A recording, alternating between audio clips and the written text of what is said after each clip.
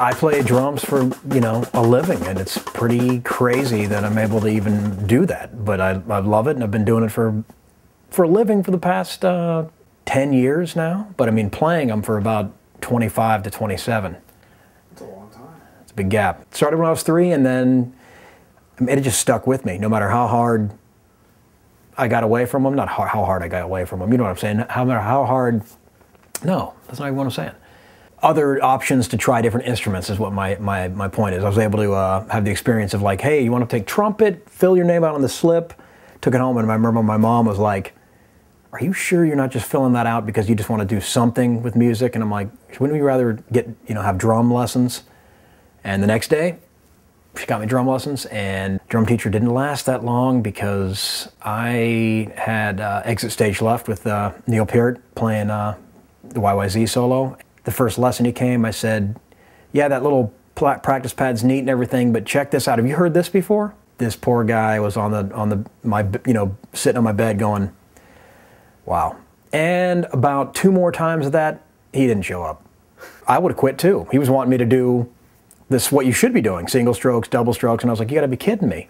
I was so psyched about Neil.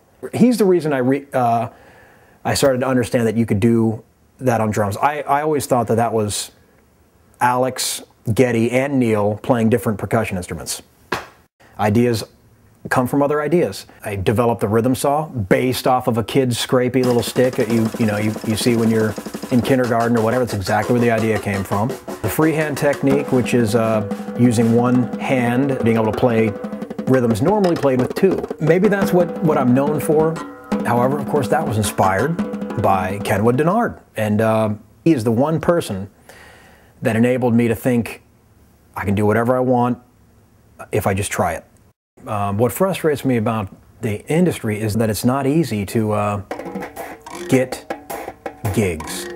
I've lived in Nashville for 12 years and have had my share of gigs, but there's not enough tape to tell the stories of how those gigs came about. It wasn't just a beep, boop, beep, boop, beep, beep, beep. I played drums and I think I'd be great for your band. Never. It's so hard to just get somebody to go, I have seen what you do, and this goes for everybody, it's not just me. I've seen what you do, you play drums well, you deserve a gig. Are you kidding me? Come on, wow. It's like a businessman that's like all, I've never had an interview or like an audition pay off. Some people have. It's always been, I saw you at the rock club, you know what I mean, whatever, dude. I saw you at this gig at the rock club.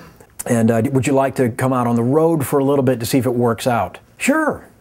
But there's no, you got the gig forever. I'll never forget, or I guess you don't open the bus door. Yeah, you do. But it kind of, the driver opened it. That's what I'm trying to say. So I'd come up the stairs and this guy was super nice. But I gotta be honest, stereotype, me. I went, must be rough being the bus driver. Like, that's a tough job. Usually the gigs end at, 11 or midnight or so. And then a lot of times that bus goes, and jams to the next city while you bunk it down and sleep. I always get freaked out whenever you hear the yeah on the side of the freeway, because you're like, is this dude awake at the wheel? So I went up and I'm like, you cool, man? Do you need like a soda or something? He's like, yeah, I wouldn't mind like some sort, whatever. Well, this dude was Tammy Wynette's bass player for her whole career.